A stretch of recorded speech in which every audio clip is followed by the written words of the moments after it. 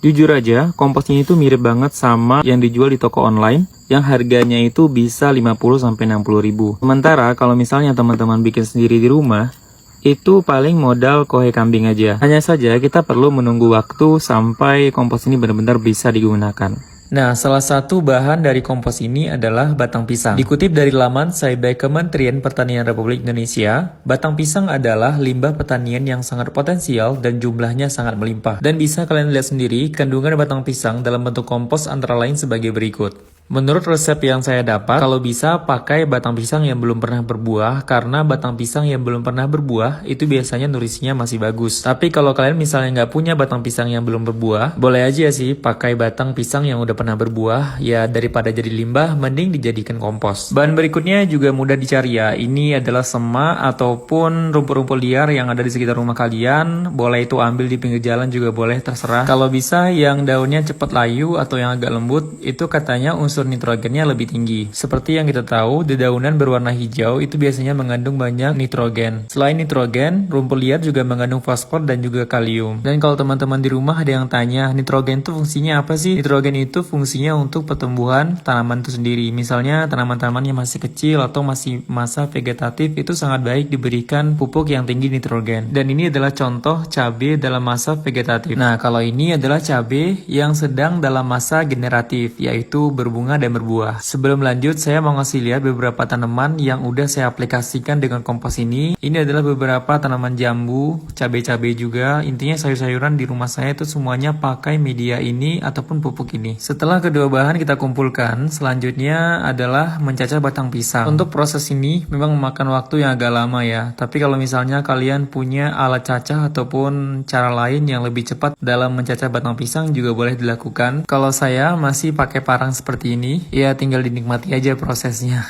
Selanjutnya bahan kedua yaitu rumput. Rumput juga sama, kita cacah kalau bisa sehalus mungkin ya. Sama halnya dengan batang pisang tadi, kalau bisa sehalus mungkin, cuman pasti akan menghabisin waktu yang lebih lama. Tujuan dihaluskan ataupun dicacah adalah agar mempercepat proses fermentasi dari kompos ini sendiri. Dan hasilnya juga nanti bakal lebih halus ketimbang kalau kita langsung bikin kompos dengan bahan-bahan yang utuh. Kalau semua rumputnya sudah dicacah, tinggal disisihkan, kemudian kita lanjut ke tahap ketiga ataupun bahan ketiga yaitu kohe kambing. Nah, untuk pembuatan kompos ini sendiri sebenarnya kalian bisa tambahkan M4 ataupun bakteri-bakteri lainnya yang tujuannya adalah untuk dekomposter atau pembuatan kompos. Tapi di sini saya nggak pakai sama sekali bakteri ataupun air gula molase ataupun apapun itu, karena setelah percobaan pertama berhasil, jadi saya nggak pakai. Kemudian untuk perbandingan bahan-bahan ini 1:1:1, jadi kohe kambingnya 1,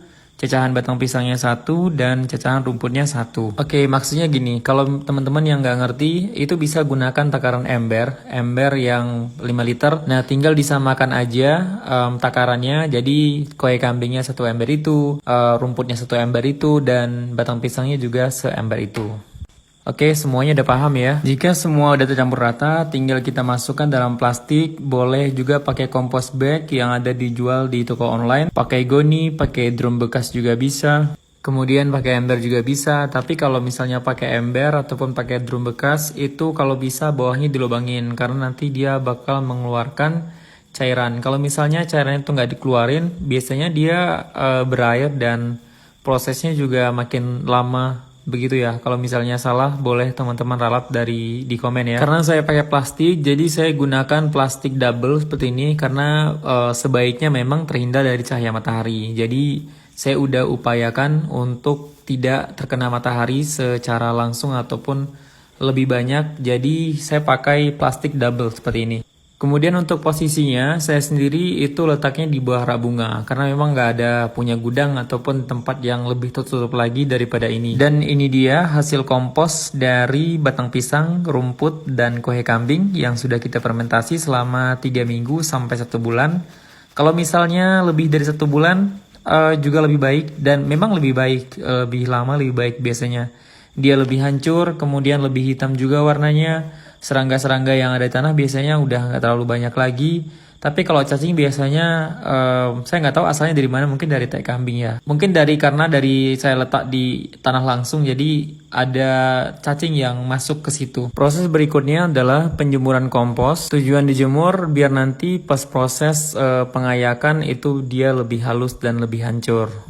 Kemudian ini ada penampakan dari komposnya. Saya video lebih dekat. Itu dia lembek, kemudian basah, udah nggak panas lagi yang pasti. Dan ini sebenarnya udah berapa kali saya panen, sebelum ini juga udah panen juga. Karena memang saya selalu bikin kompos akhir-akhir ini, nggak tahu, suka aja bikin kompos karena memang mau nanam banyak rencananya ke depannya.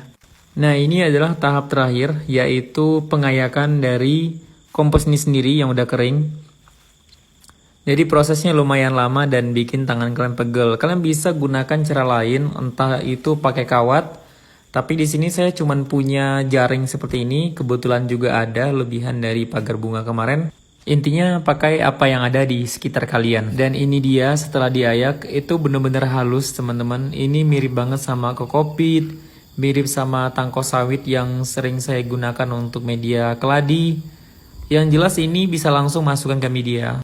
Kemudian yang sisa dari ayakan yang nggak mau hancur, itu bisa kalian letakkan langsung di atas media, jadi pupuk strolilis organik. Jadi nggak perlu lagi pakai kimia yang lain-lainnya ya, ini udah cukup sebenarnya. Dan kalian bisa lihat sendiri, walaupun cabai saya di dalam goni bekas ukuran 5 kilo, nah itu cabainya seperti ini, buahnya lumayan banyak, ini cabai ungu. Kalian sudah ngompos belum guys? Yuk mari ngompos. Biar nyampurnya mudah. Taruh sedikit-sedikit dulu.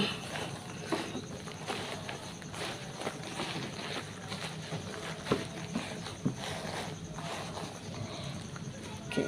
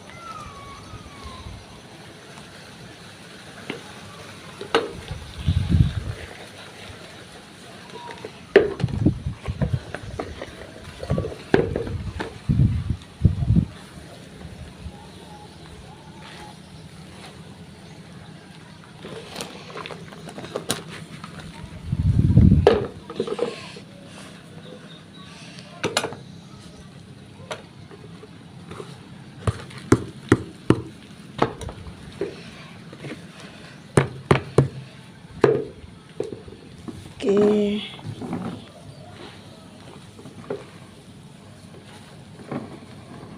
Setelah semua tercampur rata, tinggal kita fermentasi, taruh di wadah ya. Biarkan kurang lebih hingga 3 minggu itu biasanya jadi.